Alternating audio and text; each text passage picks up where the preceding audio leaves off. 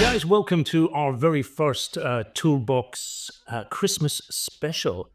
We figured we'd put this one together just to give all of you out there an insight into what the likely journey is within the toolbox. I think we've discovered over the last couple of years that the My Electricians Toolbox community is probably the best kept secret for marketing your local electrical business.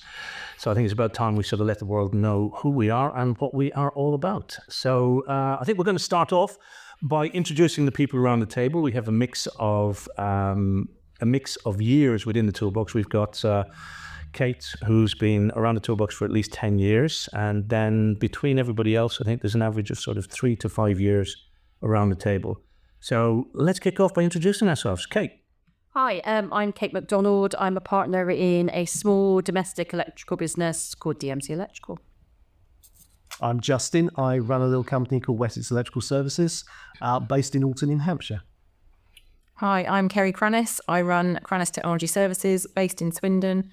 Been a Toolbox member, started this year. Shem, I run Solid Electrics Limited based in Southampton, and I'm in the toolbox for more than 2 years now. Excellent. So should we kick off then by talking about some of your successes this year that you've had in relation to your business and your marketing?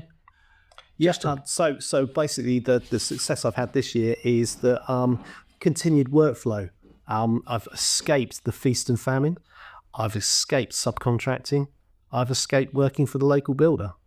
And all the work that we now generate is our own. So it's and I can book my diary so that it's constant. I can book the work in when I want to book it in. So I'm not at the beck and call of the local builder who will, like you say, phone me up on a Friday afternoon and say, plasterers are coming in Monday. And I've escaped it. And I'm really, really chuffed with it. So how much of your work was made up of that beforehand? What was it? Wow, pre-Toolbox, it was all subcontracting and it was all local builders. And I'd be travelling everywhere. I'd be travelling all over the country.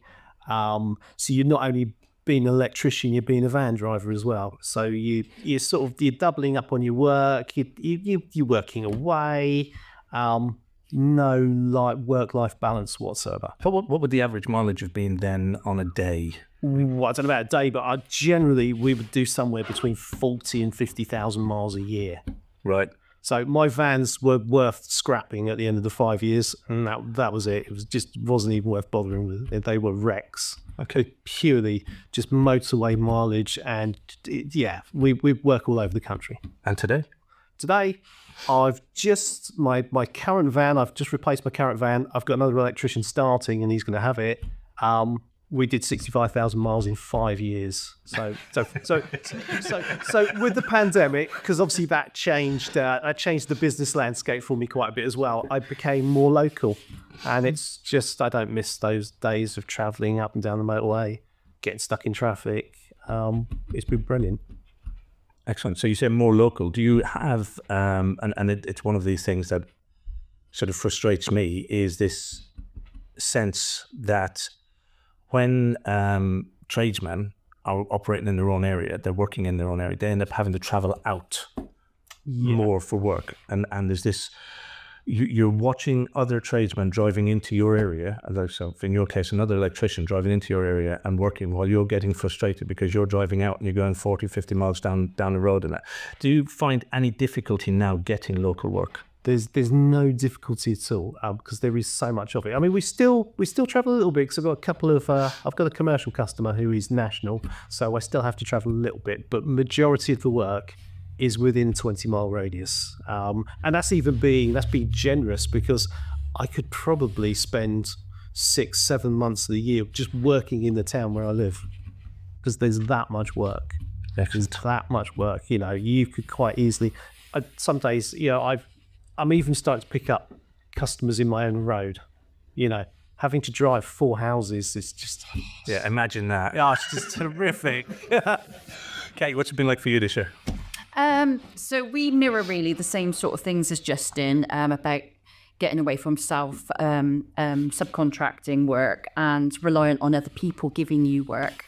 But in addition to that, having your own customers and having a regular flow of that means that you get to be a bit more choosy. We can pick the things that we really want to focus on. Darren does specialise in small, quick projects rather than long-winded projects where you might need to bring other people in. That really suits us. And again, it's about narrowing down the business. So we now have enough business that we just service a 20 mile, 25 mile radius. And most of that is right on our doorstep. So, 15-minute drive away. So it's all about saving time, really. Excellent. But when you talk about the small projects, are you referring to what we call in the toolbox minimum charge?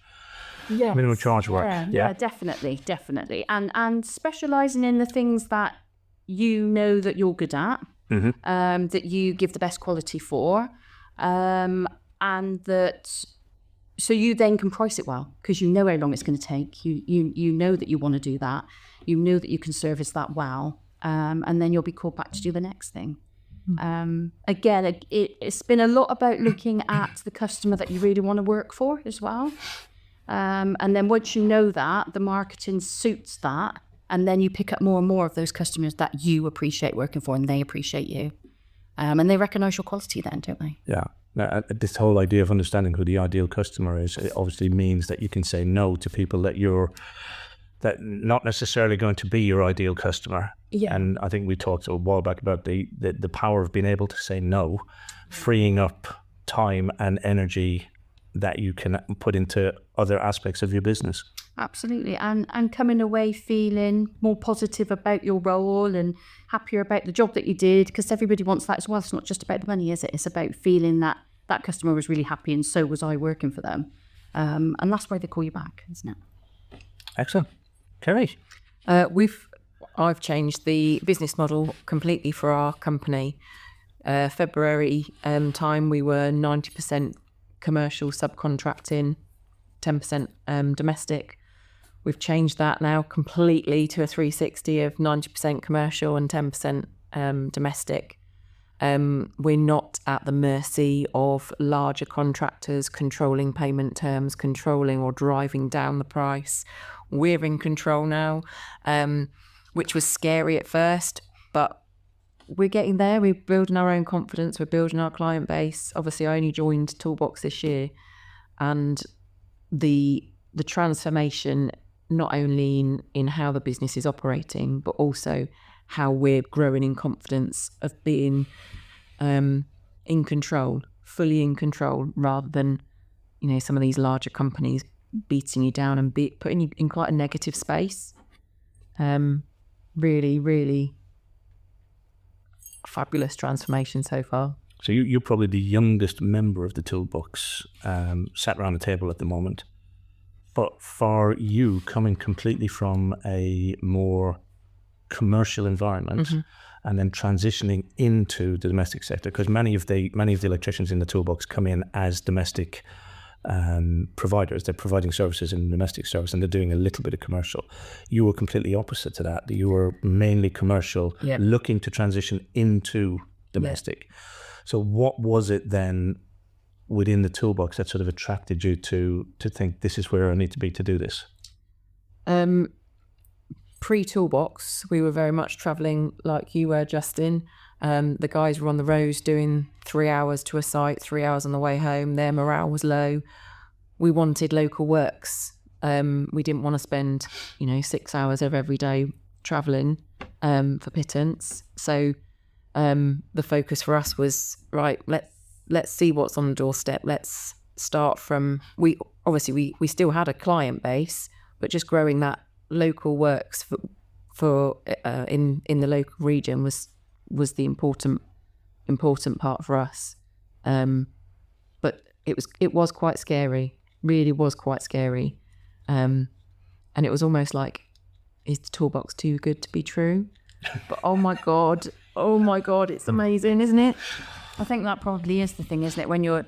There's so many things out there online, isn't there? So we're already in that mindset, aren't we? Of somebody's probably going to have us with this one. They're probably going to screw us over on that one. Yeah. But actually, I think for us particularly, that's why we've been in the Toolbox for such a long time. So the beginning of it was, oh yeah, I see that kind of works. I might have another look at that. and it was slow growing. But once we'd done a bit more one-to-one time with James, actually that was the time when we really looked at it, really focused on it, and then could see the wins from it. And there's no looking back after that. Yeah. And the positivity of it is the major thing, you know, that everybody you're chatting to on there is positive. It's not a draining. It's a real community. Yeah. When you're at the mercy of the larger subcontractors, it is a negative place. They're just talking you down, putting you down, asking more and more of you, even though you're giving so much. Whereas the toolbox, I actually thought, pre-toolbox, I thought all electricians were just mean and nasty. So to have a, you know, I can contact any of you guys and say, I don't really know what I'm doing on this. And people are there at the end of the phone to actually help out. And it's really, really lovely, really supportive. So remind me again, how many staff have you got? We've got 2 electricians on the road and me. Okay, and you've transitioned from sort of like 90% commercial to now 90% domestic. And little resistance from the staff? No, they still get their buy into the commercial works that we do. We are specialists in electrical inspection and testing. They still get to do that. They like the variety, and what domestic work gives is a variety every single day. It's no day is the same. Yeah. So and they love being closer to home. And this is the beauty about the minimum charge work as well, isn't it? You could be in and out of 6, maybe 7 projects in a day at a minimum charge, and no 2 jobs are going to be the same. They're all small. And the beauty of that is there is so much of that kind of work out there that other electricians turn their nose up at, because it's the kind of job you do on the way home, or they don't know what to charge, or they scratch their chin and, oh, what do I charge for that? Yeah. Whereas if you build that into your business model and you have minimum charging, then every single one of those is profitable and enjoyable. Yeah. Shem. Hello. What's your year been like? Yes.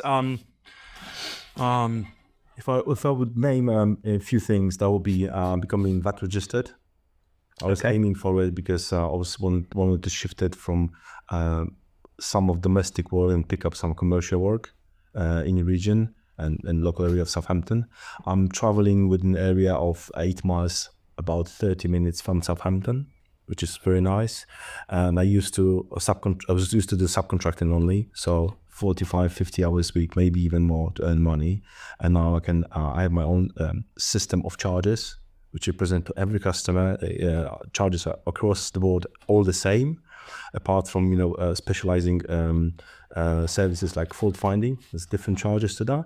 But I also narrowed my niche of services. I'm not going after everything. I do not repair appliances, for instance, because some electricians or some business are specializing in repairing appliances. So I don't do that. Yeah.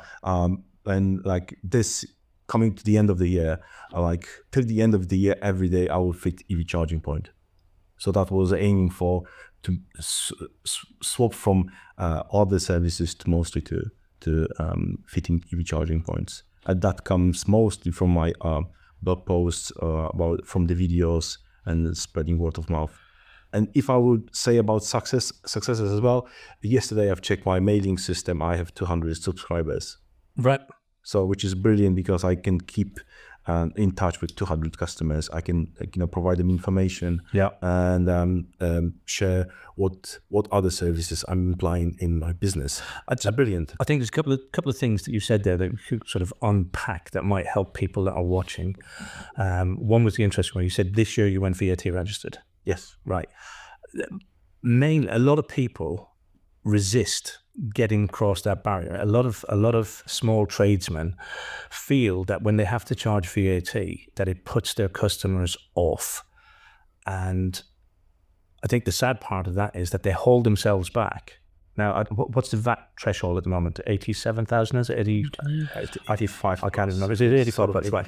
So what they're doing is they're restricting their income to remain below the threshold, so that they don't have to charge VAT, because they think that that's going to make them, it's going to price them out of the market. Which is, when you think about this logically, that's crazy.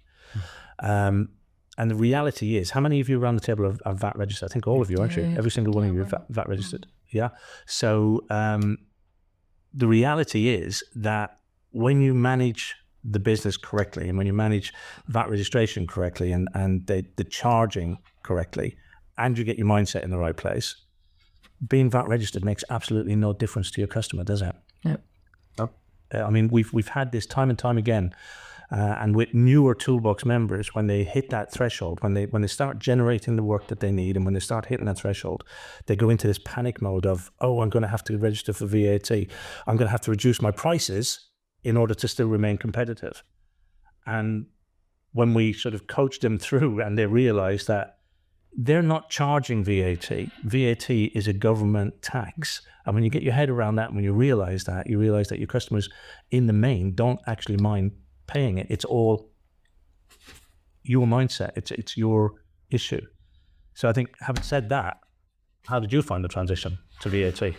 So yeah, as you said, like I did notice there was like a small drop because of my scarcity inside. That was my mental thing inside me. But then when I look like a rolling year, like within tax threshold, I can see my turnover is rising, and I've noticed like some businesses, they're looking more to have a business with also businesses who are VAT registered, because they can claim that VAT back. And I was like, oh really? That's something which is benefits me rather than not. And I'm like maybe, some of the questions I have, can you fit commercial EV chargers? Yes. I'm government approved installer, so they can have a grant through the government scheme for fitting EV charging in the business place, and they can claim back VAT. And I'm limited company. I have high insurance, not like required limit for, in my case, NABIT. Yeah. But I have just to cover myself and cover my customers as well. So I'm above the limit. And this week I had a email from the company. Our standards has changed. If you can send your insurance to work with us, and our standards are £5 million for public liability and £500,000 for professional indemnity. Yeah, you have. So that was that simple for me. But other people, as you said, like they limit themselves, and I look at that in my business as expense rather than benefit, so I can share that proudly with my customers. Yeah. I'm not the electrician who just aim for minimum. I'm aiming high, and I try to deliver the best service for my customers. The other thing you mentioned a moment ago was the value of your email list, which again is something that many tradespeople don't value. They get customer details because you're going to customers day in, day out. If you're servicing the domestic market, whether you're a plumber, a electrician, a heating engineer, a gardener, a locksmith, if you're servicing the domestic industry, you are meeting people on a daily basis. And if you're not capturing those details, if you're not taking those details in, you are literally throwing money away. Because if you're spending money on advertising, whether you're advertising in magazines, on Facebook, on Google, you're paying for leads. Don't make me say that again. Mm-hmm. If you're doing any of those things, then that's money you're spending. When if you have an email list, that's a captured market. That's people that you have in your local community that you've come across on a day-to-day basis that you can promote to day in, day out. And many tradesmen just don't see the value in that, and they get concerned and worried about spam and about creating a bad reputation for themselves.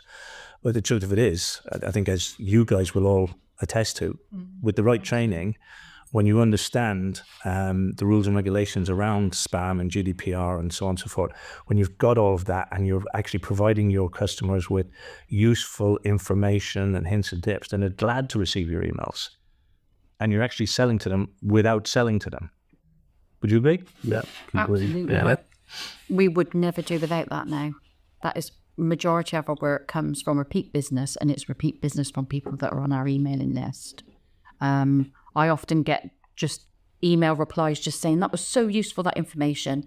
And it's just random stuff, we think, because obviously we live with an electrician or we work with an electrician, don't we? So knowing all about different types of light bulbs, we already know that in our head somewhere, don't we? But these people don't know that. And then when they see it, it's easy, isn't it? They don't have to search for it. We're just posting that information. Yeah, and it's not about selling. It's not about saying, buy my stuff. It's about, here's some interesting information, or here's some educational information, or here's some entertaining information. There's additional information that we're giving as well as our service in the home, isn't it? Yeah. And it's keeping those people remembering, oh, he was the electrician, wasn't he? Because quite often you might not want an electrician for another 6 months, and suddenly you're thinking, where did we get his number from? Who wrote that down? Who had that on their phone? And people can't remember, can they? Yeah.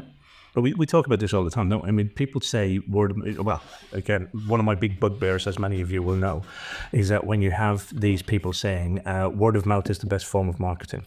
Yeah. If you're any good at what you do, son, yeah, you'll never have to advertise a day in your life, right? All you have to do is do a great job, and they'll have you back time and time again. And the truth of this is that you should be doing a great job anyway. Yeah. Yeah.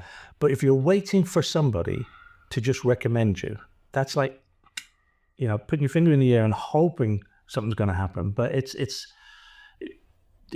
managing word of mouth means controlling the information flow, because people are going to talk about you regardless, right? Customers, if you've done something bad, if you've done something good, customers will talk about you. Well, you want them talking about you the right way, number one. You want them remembering who you are, number two. So going back to your point, somebody walks out the door and they say, you're happy with the job? Yeah, I'm really happy with the job, but we'll recommend you. Any chance we get, we'll recommend you. Well, when's the chance going to come to recommend you? If it doesn't come within the first couple of months, you give them a business card, because it doesn't come within the first couple of months. The business card goes in the drawer, and then several months later, the business card goes from the drawer into the bin, and then from there, the person may, a year later, 2 years later, get an opportunity where somebody down the pub says to them, I'm getting some electrical work done. They go, oh yeah, I think I've got that business card from that electrician I used. Who was he? What was he? Yeah? And it's like, oh, where did I put that? Now, they can't recommend you because they haven't got your details. Whereas if they're receiving constant little touches from you, whether those happen to be email messages or newsletters, another strategy that we talk about, and there's many other ways of keeping in touch with existing customers. If they're getting something from you on a regular basis, then they're going to remember who you are. And when the opportunity comes, whether that's with a family member, a friend down the pub, a colleague at work, when that opportunity comes, they can easily recommend you. And there's no having to go to the web or the, to Facebook or anything like that, or one of those lead generating programs. So the value of that email list is huge in terms of marketing. And if people just realized as well that every single customer has a lifetime value, and it's not just the value of that first job. Yeah, and it's not just the value of the work they give you, it's the work that they recommend you to and the testimonials that they provide as well. Yeah, that's definitely the underestimation, I think, of using other marketing tools, isn't it? That a lot of people don't evaluate after how much did I get from that, for how much money I actually put out for it. And to just have an emailing list costs you nothing hardly at all compared to what business you get from that. The same with lots of the other marketing tools and strategies that we use. Well, that's interesting. That leads us to that. I mean, we've talked about the emailing list. What it's open to all of you, obviously. What would you say is your, well, let me just say it. Within the toolbox itself, we know that there are we cover all of the strategies, whether it's online marketing or offline marketing. We cover every marketing strategy, because my belief is, as much as some people will say to you, Facebook advertising doesn't work, or Google advertising doesn't work, or my belief is every single marketing strategy that exists works. If it didn't work, it wouldn't exist. The issue is, how do you get it to work for you, or is it suitable for you when you measure it against your ideal customer? So I think the question I was trying to get to was, what is your, I was going to say favorite, but probably most effective strategy that you're using? For our small domestic business in a rural area, I would say the biggest thing that brings in the most customers, initial customers, are our local magazines, parish magazines. We spend about £300 a year on 3 little magazines that everybody knows in that area, and they get them delivered to their door. Yeah. So straight away, you're picking up business from those little magazines. And then once you've got those customers, using that email, that constant email of sending out little things just to go, hi, remember me, and this is what we've been doing, or this is a funny little thing I found, or this is a new thing within electrical situations that you might want to know. Or lately, with all this wind, we've been having such and such problems come our door. Don't forget us, you know, those kind of things. Yeah. And that's it. Those are the major things that are making a difference. And any time where we've thought, if we've evaluated areas within our rural community that don't get those magazines, then the electrician has gone out and gone walking around the area delivering leaflets. Right. Simple, basic leaflets, again, that cost, I think they're costing us about £40 for 1,000 or something. And he hand delivers them, particularly when it's good weather. And then you're meeting people all in that area that say, wow, nobody comes down here with a leaflet. Nobody comes down here with a magazine because of where it's situated. And again, dropping 20 leaflets, you'll probably get at least 5 calls from. You know, it's a sure-fired way to get a customer straight away. Yeah. I think, again, we have it with new people coming into the toolbox, that I would say a huge percentage of tradespeople at some time or another try to use leaflets in their business. And quite often it's without success. Why? I know the answer to this. Why do you... No, had you tried leaflets before joining the toolbox? No, Had you tried and it was them? the first thing that we did try. Right, okay. Has anybody on the table tried leaflets before joining the toolbox? Yeah, I did. But I cheated because I actually used the template out of your book. I plagiarised it, and I had great success from it. I handed out about 1,000 leaflets, flyers, and I probably got 50 jobs from it. And that could be, you know, a couple of light changes to fuse board changes, and I just did one estate in my local area, and I was blown away by the response. So that was great. But marketing wise for us, we obviously have the website and we've set up the Google business profile, and that, although it doesn't identify our ideal customer, they both bring in so many inquiries to us. We've got some magazine adverts that we're starting to move into now. So I've got some local adverts. I've got an editorial to do.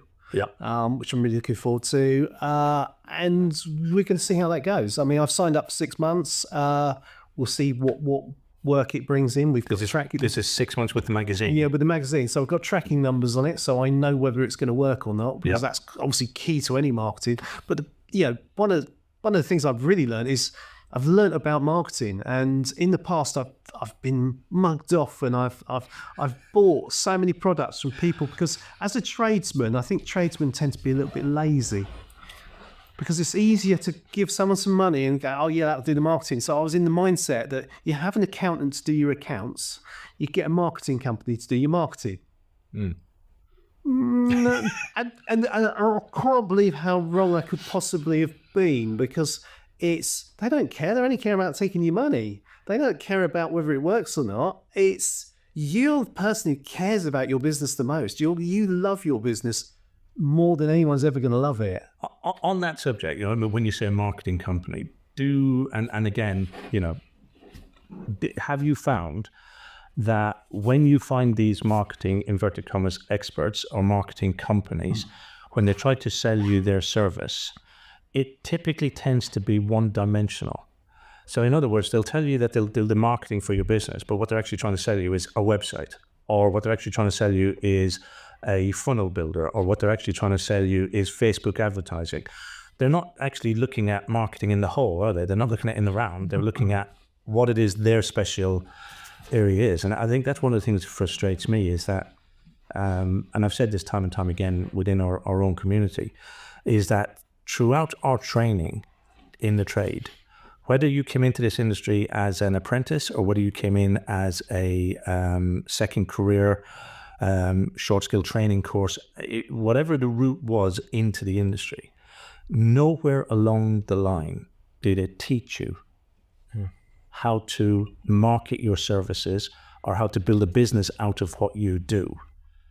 And when you look at it logically, most tradesmen, again, not just electricians, but most tradesmen, when they complete an apprenticeship or when they complete their training, whichever level of training is at, they go self-employed.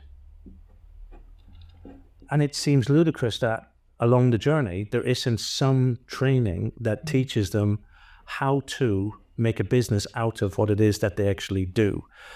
Because the downside of that is that a huge percentage of these people fail in business and go back into employment. Not because they're not good at what they do. They could be fantastic tradesmen, they'd be fantastic with their hands, really great with their customers when they get their customers. But because they don't understand business, they don't understand business management, they don't understand getting and keeping customers, they just fail in business. And it just seems a shame, really, and it's sad. So to your comment about learning about marketing and that, I mean... It's blowing me away. The previous 16 years that I've run a business, I can say that I overachieved at underachievement. and that's being completely honest. It's being completely honest. I never realised there was so much to it, and I never grew and I never developed because I kept on making the same mistakes over and over again. Someone come along with a directory that would be really shiny, and it'd be, oh yeah, you need to advertise in here, and I'd spend a fortune with it, pay a load of money, never get an inquiry. I've signed up to various things. I've signed up to a safety campaign for a local primary school, and it wasn't until they came up for the second lot of money I thought, well, maybe I should give the primary school a ring and see how the first campaign went.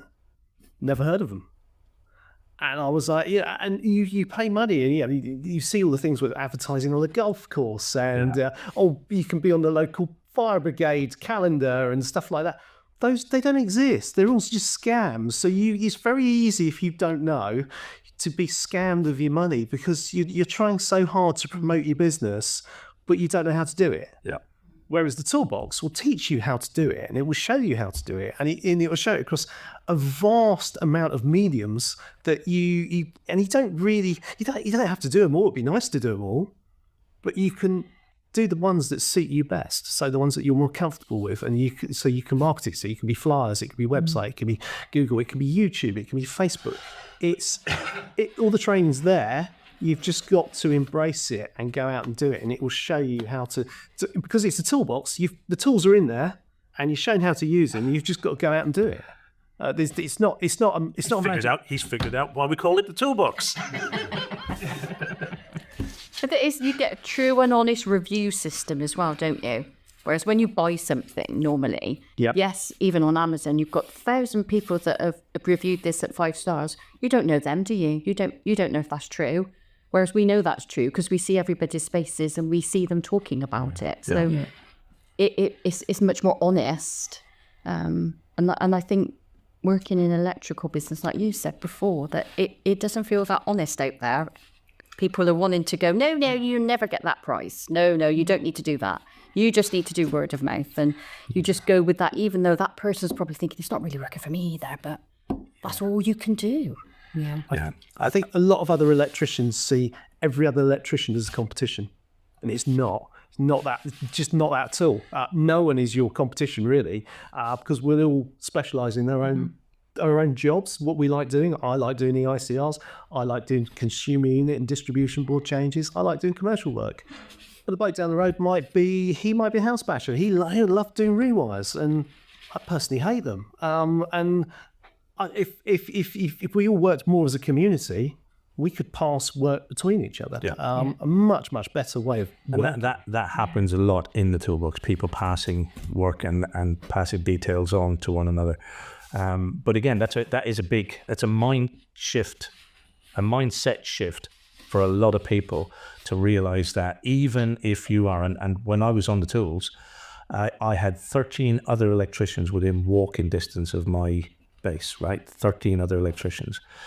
And it would be easy to see that as competition and think, well, I've got to compete on price. I've got to drop my price down. But when you realize, to your point, and again, sort of toolbox training, when you realize to your point that when you understand who your ideal customer is, when you understand what your niche is, what your area of expertise is, and when you understand the geography and the area that you actually want to operate in, then you really don't have competition.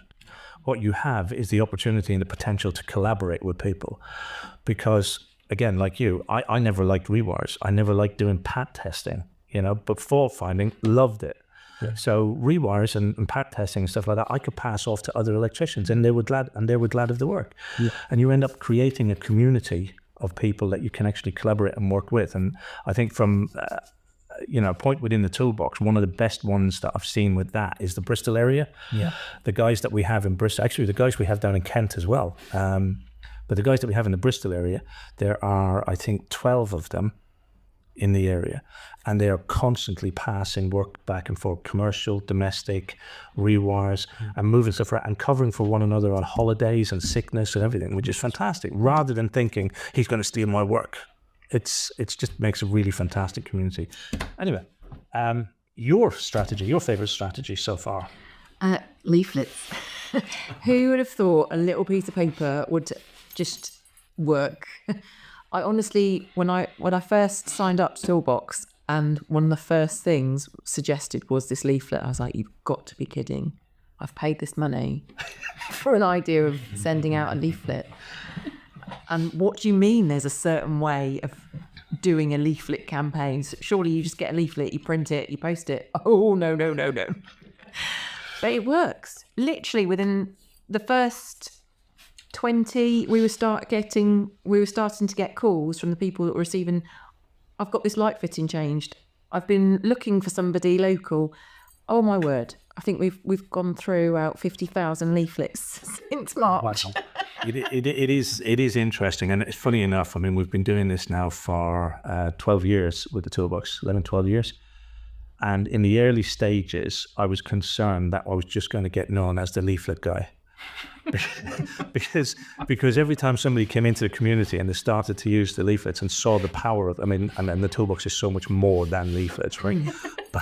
But when people saw the power of it, everybody, the way you've just reacted there, oh my God, yeah.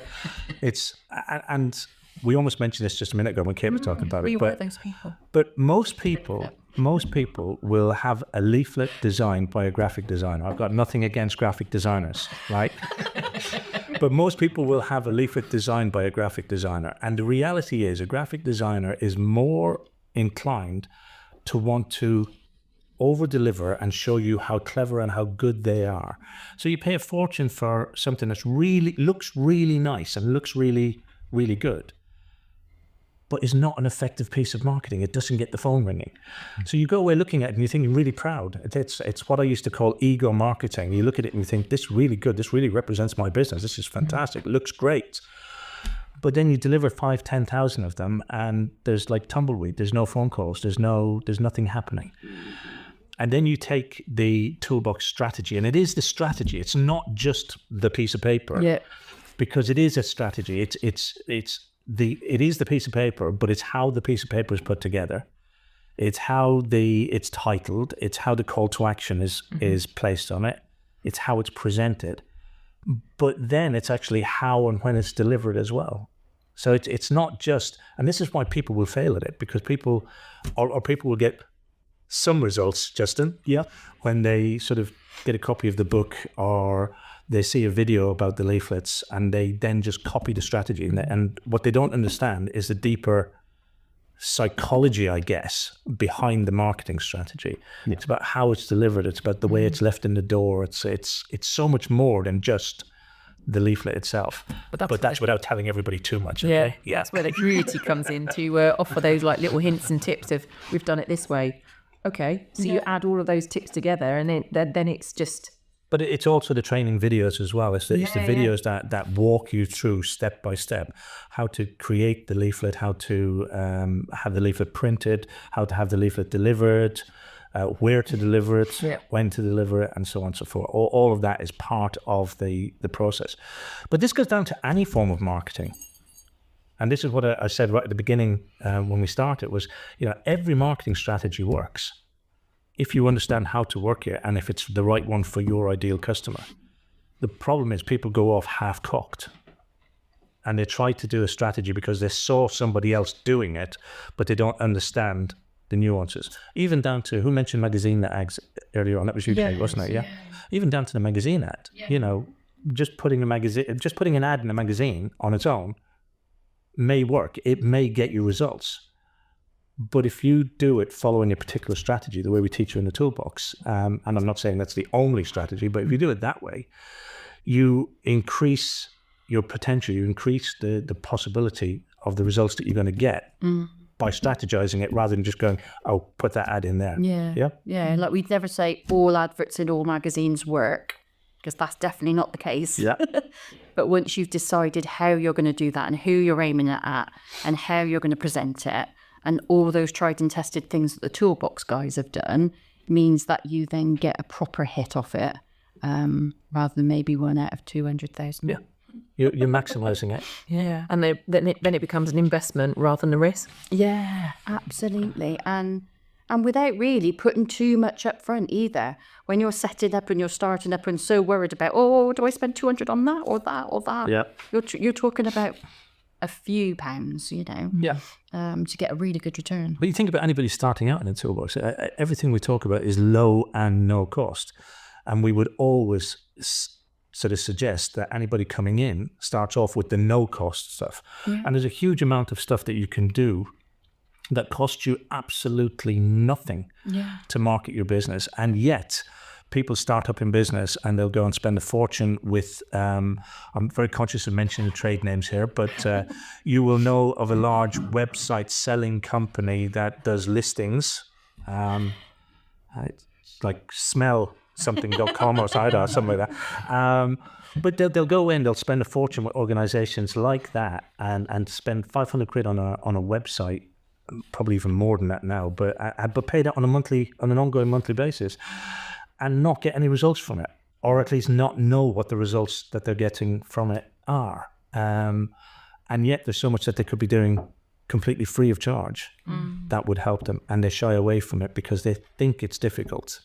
And the reality is that most of the free strategies, if we just did a quick list of free strategies, you've got Google Business Profile, Facebook Business Page, you've got TikTok if you so wanted to use it, and you know it is more and more an upcoming thing. YouTube. You've got Instagram, you've got YouTube. These are all free. There are certain networking groups in your local community, free, that you can go and attend. So there's a huge amount of stuff that you could do to promote your business without ever having to put your hand in your pocket. And yet people will go straight into spending a fortune and losing it straight away. Yeah. We didn't ask you what your favorite strategy So was. I've learned that what works for me, obviously the leaflet. So I added something on the top of the leaflet template from the toolbox. I added my photo, and like people are, looks like you. So that's another touch. But what really works for me is just presenting what I do to the customer. So I'll put like on a regular basis, like weekly, what I do or what I've done, like a case study for my customers, like finding the fault, repairing it, or how that influence life of my customer. Let's say nowadays is going to be positive input ventilation unit, which like people struggling with dampness in their houses. So that's what I do. And I will take some photos, maybe record a video and explain how that influence life of the customer. The same with the EV charging points. What are the concerns? I will create a blog about frequently asked questions from the customers, because people generally, as Kate said, people don't know. We are in our environment is like it's a language between us, so everyone knows what does it mean to split the tails or put like in the terminal blocks. What does it mean consumer unit? People's like, yeah, they nod their head. It's like nothing like it. So in the layman terms, people like to have it explained. I'll put a blog. I'll refer it to the Facebook page or my Google My Business profile as well. And that creates exposure. Do I have loads of work from it? Sometimes I do, sometimes I don't. But generally, I create exposure of my services to the people. And like I recently joined a local networking group. I just started like 3 or 4 months ago. And networking meeting is like once a month. It costs you like a cuppa. If you'd like to join with a cup of tea or a cup of coffee, that's what it costs you. It's not nothing else. Yeah. And a local golf club just basically sharing the table for us for nothing, for exposure for them. Yeah. And because I was attending that networking group, I was tagged yesterday by 5 people from that networking meeting. They recommend my services. And I've joined the other groups, like I'm struggling with dampness, and one of the people who are attending that networking meeting tagged me in that group. Shem from Electricians might have a solution for you, which is brilliant. Yeah. And that was absolutely, I've spent my time, I've attended my meeting, I shared what I do, which area I'm working, I'm happy to work. And that means that networking works if you work for it. Yep. Yeah. And that person who was in that networking meeting, they have listened what I have to offer. And that was actually how it helped my services, how it helped the customers. From the Facebook, I've learned that you need to, in order to know what Justin said, in order to know what marketing strategies work for you, you need to follow, for Facebook, it's a pixel. Yep. Google Analytics, tracking numbers, all sort of stuff. There's a number of tools you can do, even software. I really, my customers appreciate the software. I would say that's a huge win for me, because my comments on the Google business profiles are saying I was kept informed when the electrician will arrive. I was sent a reminder. I was presented with a written quote and with the clear terms and conditions. And I cannot say to the customers, give me a positive review on the Google. They will do it on their own. So they will be basically happy how my service and was outlined to them, and they're sharing it on the Google, which is brilliant. And I love to see that more and more. I've got almost 70 reviews on the Google business profile, which is that exposure is brilliant for me. And all those, But this comes down to the SPARKS, isn't it? The Spark system, yes. Which is the P. The P is all the positioning part of it. And again, what you're doing in terms of the blog post, in terms of getting the right reviews and that, is positioning yourself within your local community and in the networking organizations that you're attending. That positioning is working for you, because now people are recognizing and knowing that you're the go-to guy. But also saying that when we were talking about a little bit earlier about it, I've learned to say no to certain services. Yeah. So I will happily pass some information or lead or refer customer to someone else, some other electrician. I had an inquiry about commercial testing, which is huge scope, loads of planning, so much labor involved in it. And I've referred to one of the toolboxes, also a local electrician in Southampton, and rang him, referred the customer via email. I recommend that tradesman. He have enough labor, enough skills to cover the service for you. Yeah. And the electrician was happy, and the customer was happy. And I added a line. Looking forward to business with you. That's it. That's what I can do. That's as honest as it can be. And also, if someone's going to ask me, can you repair the hob? It's not worth repairing the hob nowadays. You need to replace it. And obviously, I know the businesses in the local area who are happy to look and deliver that sort of service. Yes. And I also recommend them. Comes back to that power of saying no again, doesn't it? It's that power of saying that this isn't what I do. Whereas, people who are, I guess, early in their journey in their business are more likely to say yes to this kind of work, which is great for you, because then you've got people that you can pass that work off to, because you don't need to be doing it and you don't want to be doing it. So it's easy to pass it off. But I need to say that I'm not free of mistakes. And I had recently an inquiry from the customer who I could want to use and Hive and the British Gas deal with the year free of charging, and the customer was an hour and 20 minutes away from Southampton. It's I can help you, but then we shifted from one charger to exploring a bit more chargers, a bit more just what, I bet someone from the local area would deliver the service you deserve and deliver with the timely manner. And I said no. And customers, okay, thank you. Yeah, respect your honesty. Yeah, because if you are the only one in the area, I might think about it. But exploring more options and delve into more details, it takes my eyes from the ball from the local area, and the customers is like spreading the options. So honestly, it doesn't work. And so I'm happy to say no. Yeah. But it's as you said, like when you started the business, it's quite difficult because before I joined the toolbox, I've done quickly my math on the spreadsheet. It's like I can't charge that much. How? It's like because I was in subcontracting mindset, and obviously in subcontracting, there's certain rules you need to follow as a subcontractor. We have that sort of budget to deliver that project. If you would like, you can join us for that sort of money. Uh-huh.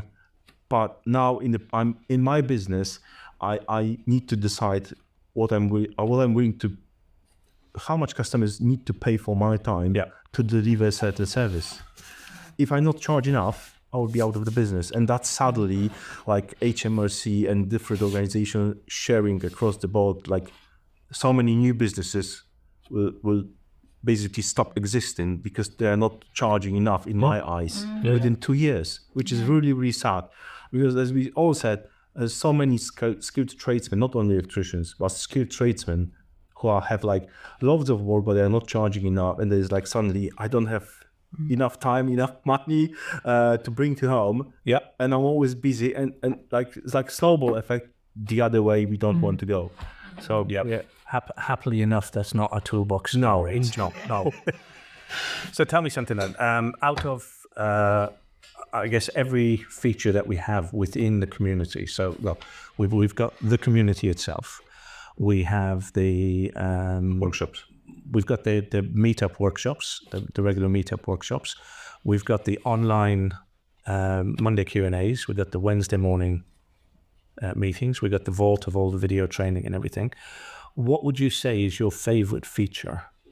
The dashboard. Either favorite or most used feature from the toolbox? Dashboard. The dashboard. Now, the dashboard being the free piece of software that we provide Toolbox members with. It's a business management software. Yeah. I heard about it at the Toolbox event up in Huddersfield, and I was then started badgering you. I want to be a beta tester. I want this. I want this in my life. And all of our social media posting is scheduled through that. I didn't do any form of email marketing before because I just didn't understand it. We're now using it for our email marketing and looking to automate as many processes as we can through it. So it's it's just churning away in the background, and it's fab. Excellent. I mean, it's a full-feature business management software. It'll help with, as you know, the quotations, the invoicing, collecting payments, scheduling the work, because you get diary management in there, scheduling all your social media posts, CRM system for keeping all of your customer information, social media. I said social media scheduler, didn't I? Yeah. What else does it do? Email marketing. Whereas before we were recommending a piece of kit for email marketing and autoresponder that we were recommending. It just sort of makes sense that this is now a piece of kit we can offer to the members completely free of charge. So or as part of their membership.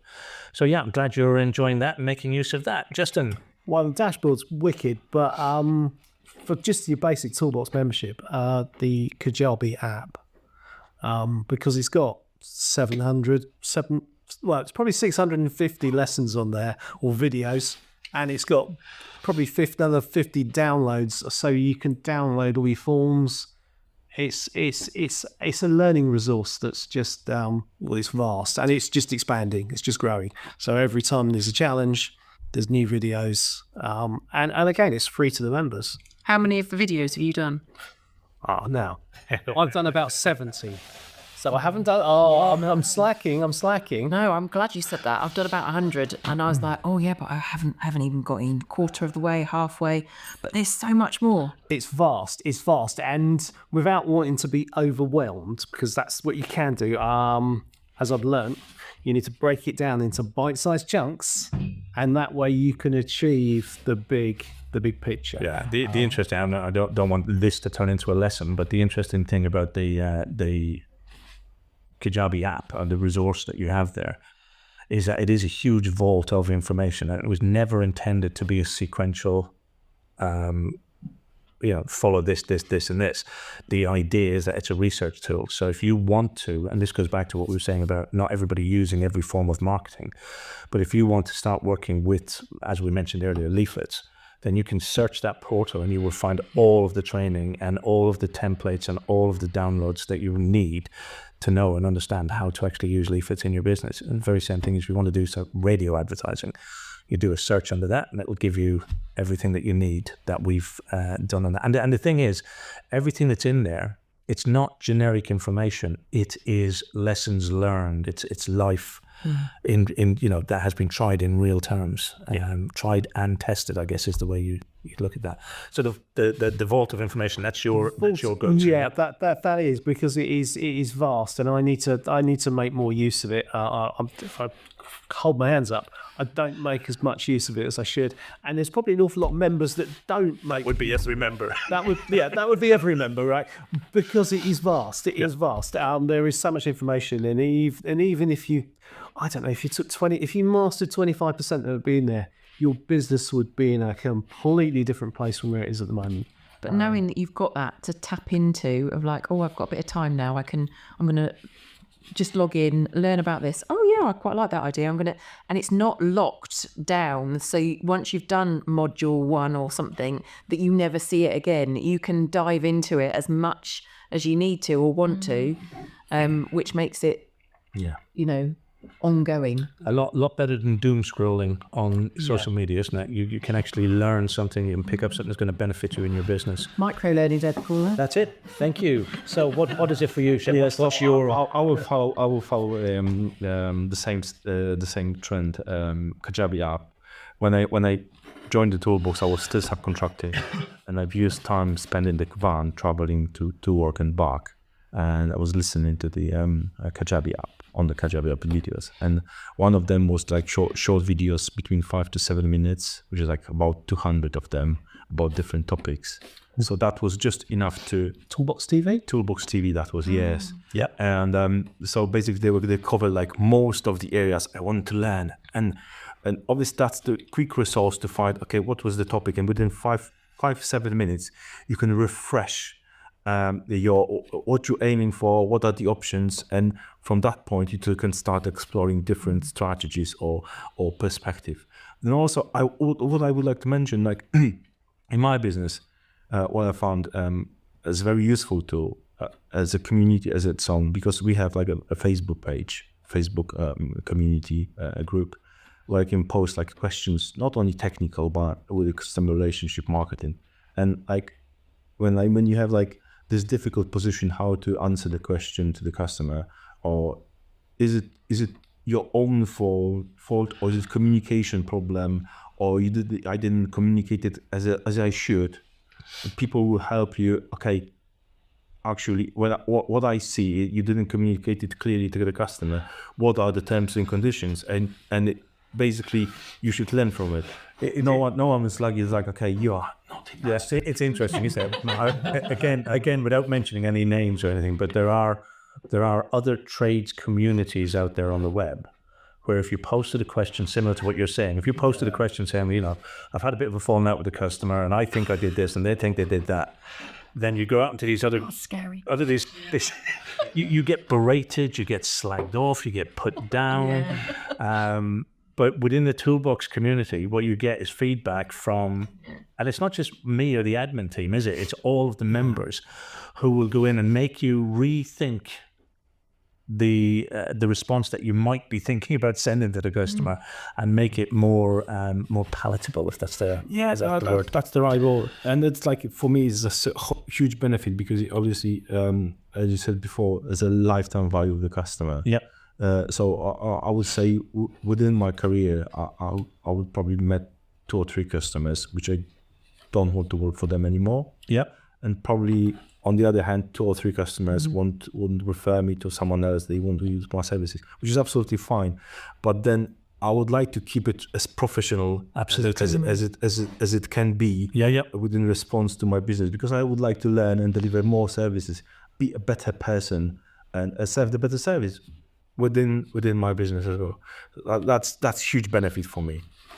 Excellent. So thinking about the toolbox as a whole, what do you think we could add, change, or otherwise sort of invest in that would make it an even better platform and an even better program? That's a really challenging question. I need to say, because That's my job, to give challenging questions. if you look at the what we covered today, so we didn't cover. It was like we covered like a tip of the iceberg only, because there's so many resources from all those points, and you need to dig. And I would refer to the marketing, passing the marketing to other businesses. Like if you have like marketing a group or a marketing business, you need to know what you are passing to them as a business, like what they're going to market. So you need to know the strategy behind the marketing. And okay, you can have it, you can do it in my name, but you need to know the rules and the outcome, what they should deliver for you. But what I'm saying, like it's really hard to say what I would add to the toolbox in general. We do maybe more meetings like that. Kate? I think everyone learns in a different way, don't they? So I know that my husband started with all of the app, and he would listen to it, and he would listen to it on replay, and and he would absorb that and then try and share that with me. But until I saw things happening on the Wake Up Wednesday or heard other people talking about it, that sunk in better for me. I want to see somebody doing it, and James does do that. He shows you actually how to do it. I can have my laptop in front of me, he can be doing what he's doing, and I'll know exactly what I'm doing, rather than replaying. Yeah, not very good with attention, I guess. But I think that's probably the best thing about it, is that he's constantly throwing out a different way of how we can learn the things that he wants to share with us. And I'm guessing that there's probably more ways maybe out there that you can do that with. Like when James talked earlier about how you might be trained as an electrician and you may have done that for 3 or 4 years, that training, or you may have done that really quickly. You may be amazing at being a technical electrician, but actually what you've not been taught is the marketing, but you've also not been taught through with how you might present yourself, how you might communicate with somebody, how you're actually not necessarily going to get the first job, because you're probably going to get that anyway, aren't you, if somebody finds you and they're desperate. It's about that maintenance of that customer. Yeah. And I think having all those other people that come to the toolbox, because you have your other professionals. Yeah, I think that again goes back to, I guess, the question that I'm trying to ask is that over the 11 years, the toolbox has evolved. And I believe my job is to constantly bring things to the table that are going to benefit you guys, as in the toolbox members. So over the years, we've brought along the other coaches that we have. We've got Mihal, we've got Leela, we as coaches, because they've got the proper coaching qualifications.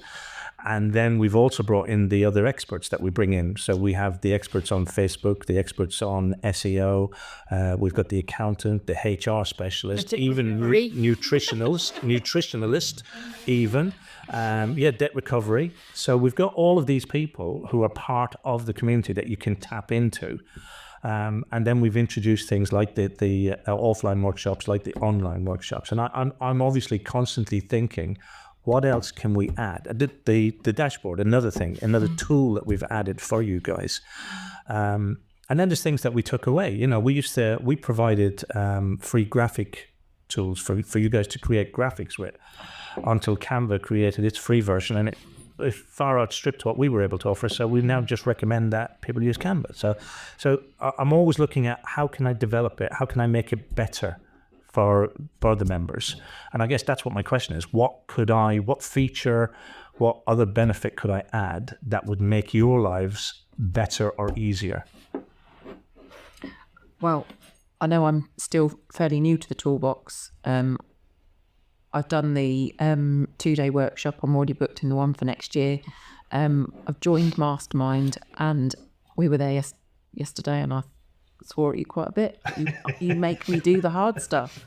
You make me, there's that because you're in this industry and you know what it's like to be in our situation, you push us to get the best out of us because you can see where we want to go.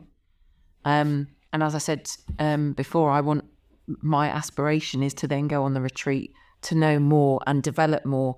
And it's not like some people out there that just have this vision of more money and more money. I want to be proud of my company and be proud of the service that we offer. My staff want to continue serving for the company and working for the company. It becomes part of their career path as well. It's not. I don't think any of us are sitting around here wanting to be millionaires or billionaires. We're quite happy with working as we are, but with more help. Yeah. So Just to know that it's profitable, I think, is the main thing, isn't it? It's not about the amount of, when you see all those posts that says, oh, well, how much do you charge per hour, or how much are you earning per hour? It's so personal, isn't it? It's not that. It's just that we don't want to go to work and come home and then think at the end of the year, wow, that was a bit of a waste of time. Yeah, I think there are It's more than that. there are some people out there sort of selling a pipe dream, if you like, or they're selling,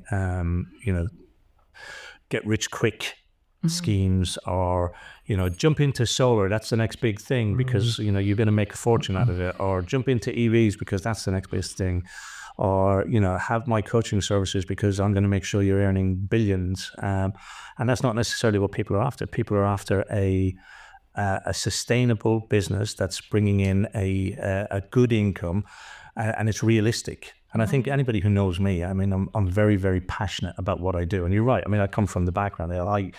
I work with electricians because that's my background. 28 odd years in the industry on the tools. And I know what it is like to be struggling to find work. I know what it's like to be struggling to keep your head above water because I've been there. Yeah. And that's why the whole mission, if you like, of the toolbox and the toolbox being developed, that Spark's blueprint being developed and the toolbox being developed, was to help people to avoid the pitfalls and the mistakes that I have made, that I saw other people making time and time and time again. And it was never going to be a get-rich-quick scheme. It was never going to be a magic pill. I was always going to be honest about the fact that there's work involved and it's you that have to do the work. I can't do it for you. If you want a successful business, you need to put the effort into actually building it. And I think in an essence, that's what the toolbox stands for, isn't it? It's that belief that it's not get rich quick. It's not done for you. It's done with you, and it's done where some people would sort of sell you a training course and say, "Here you go, off you go, learn that, and you'll be fine." With the toolbox, we don't sell you a training course. We provide you with support. And initially, that started out with just me on my own, and we've built that now. I've got Steve on board, who is my right-hand man. We've got the whole admin team that support it as well. And then we've got all of these experts that we mentioned that we bring in. And the whole idea was to make your life, as toolboxers, make your life easier. And I guess that goes back to the question, what else can I do? What more can we bring to the table? Oh, I reckon a Christmas party. More socials. Yeah. Christmas party. I did like the Reading practical workshops. Recording videos. I did like that. I enjoy that because it just break the ice from standing before the camera, and it's like big anxiety, and they record, helping other people record themselves, and sharing the feedback between each other. I was good. So I would say more not they do not exist, but more of the practical stuff, hands-on project, because obviously we know how to buy things, check things, and make it safe. But it's not the marketing. We're not teaching you how to be electricians. No. So, but yeah. I mean, we do 2 workshops a year. There used to be 1-day workshops. We've started doing those as 2-day workshops. And again, I'm always happy to explore maybe doing more of those. But at the moment, there's the 2 every 6 months. So, yeah. But yeah. I should look at that. opportunities for us all to get together would be great, because it's, yes, we are supporting each other over WhatsApp, Facebook, but to be able to see each other a bit more would be nice. Being in business can be a very, very lonely place to be. Oh, definitely. It can be incredibly hard when you're on your own.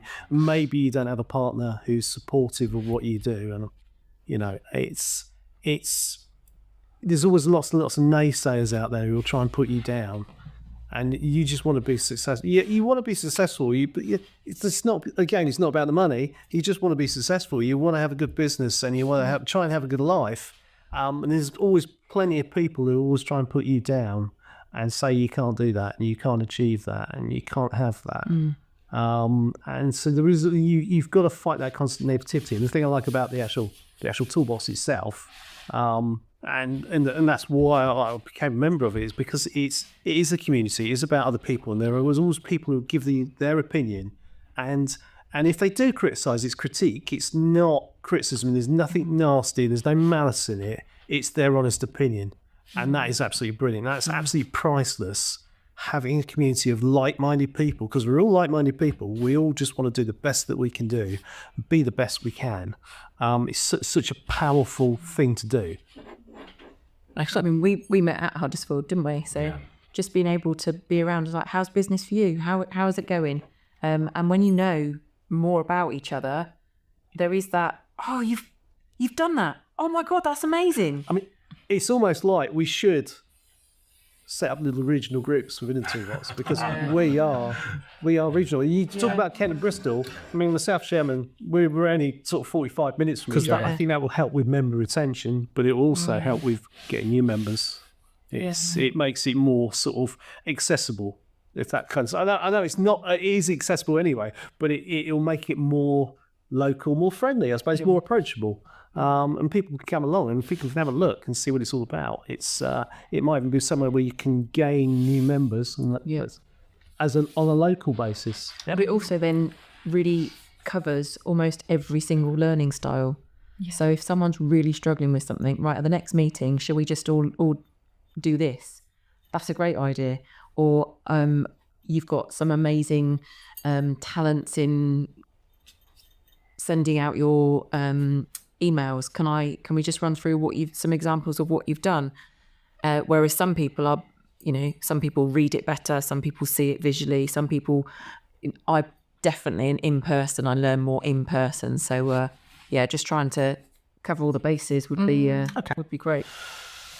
Okay. So on that note, and talking about new members, so what would you say to somebody who was sitting on the fence? And when I say that, we know that, and I think one or two of you around the table might be in this camp.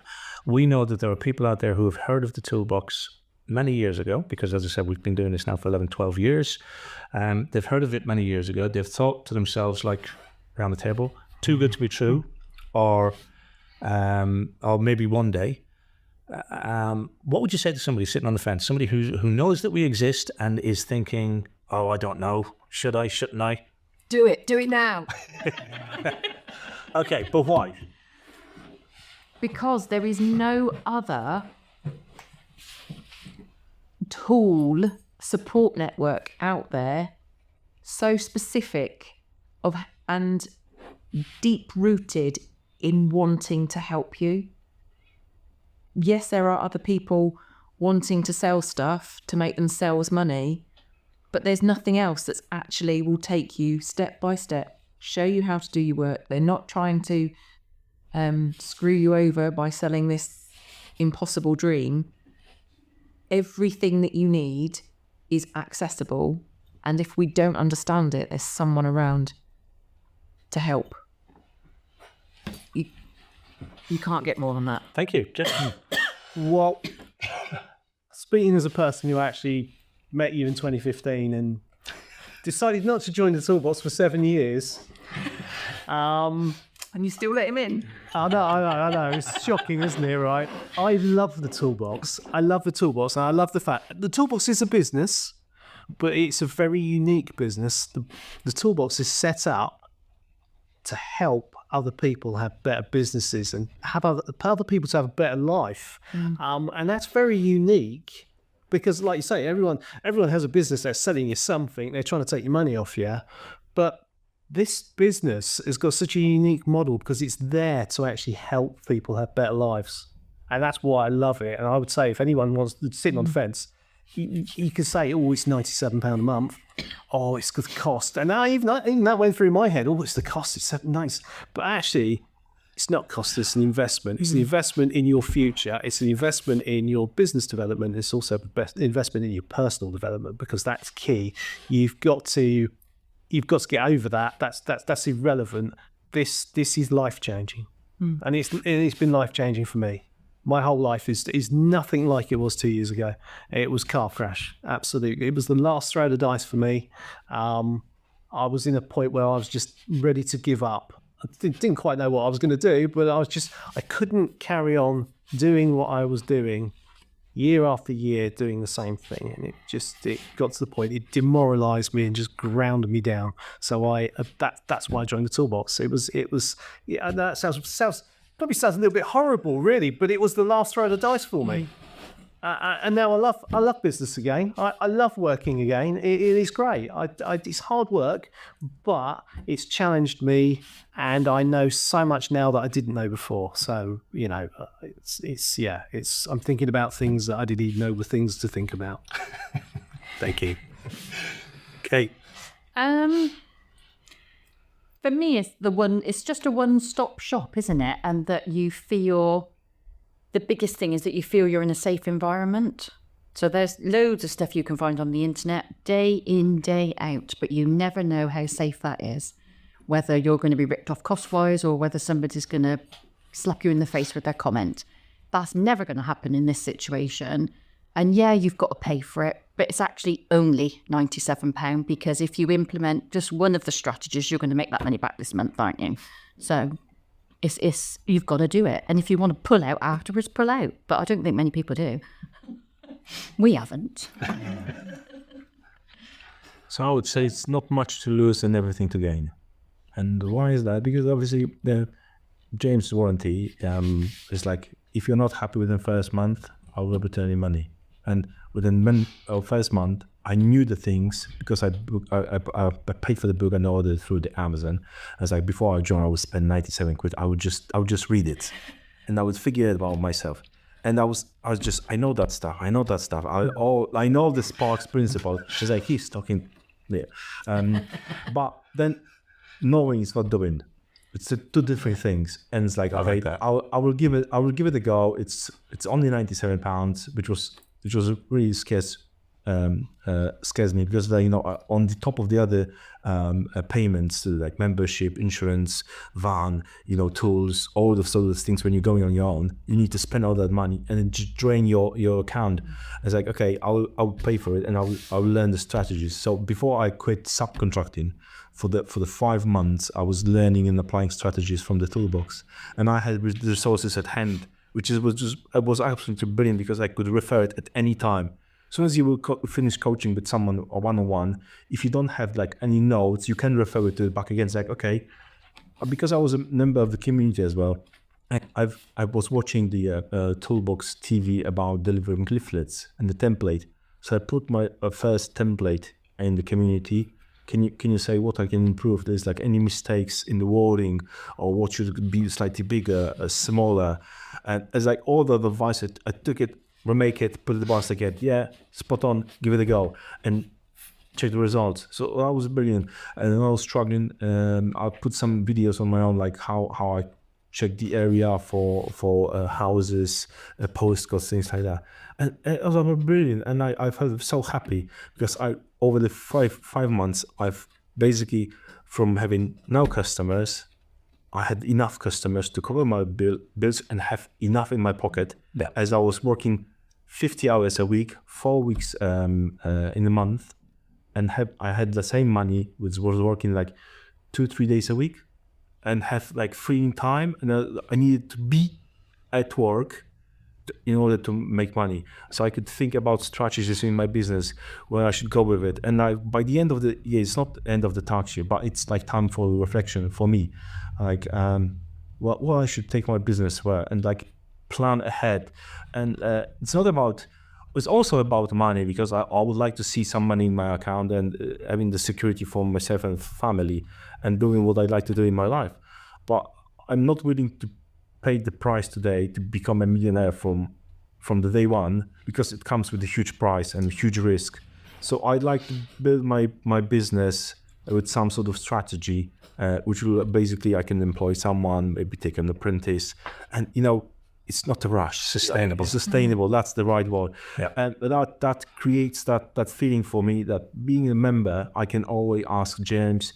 We had a few conversations also regarding the business, also my personal life, personal circumstances, how I should do it. And okay, that was brilliant. I couldn't ask anyone else, because no member of my family, no friends, they not in the position as I was, and the first person who I thought about was James. I was like, okay, I will schedule a meeting, and that helped me a lot. And talk to my circumstances and what I should do with my business, and if he has any experience, and he has it. So if I ask my family members, just get on with it. That was the simple answer, because We might get that answer from James as well. but that was brilliant, and that's the benefit for me. I think the thing is with family members and that they love you, and they're interested in your security and your safety, and unfortunately that's where their advice is coming from that place of security, and they don't understand what it takes when you're running your own business in many cases. And it's not because they don't care, it's not because they're being horrid, they just don't get it, they just don't understand it. And I think being in a community like this really, really helps when it's not just me telling you stuff. When you're seeing the evidence from other members, when you're seeing what other people are doing, I think that is a really good help as well.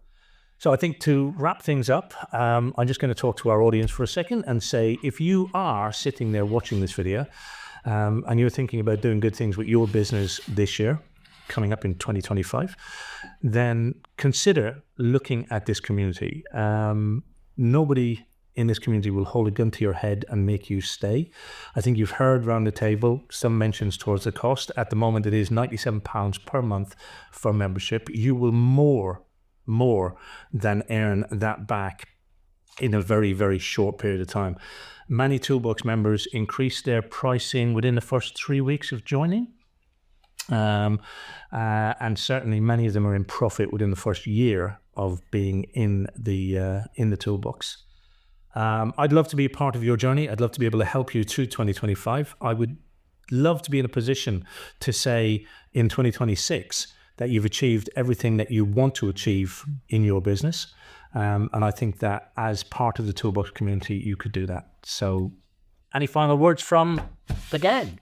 Merry Christmas. Yes, Merry Christmas, and do it. You could always put that on your Christmas list, and then at least you've read the book. Oh, as a popular brand saying, just do it. Just do it. Happy Christmas, guys. Happy Christmas.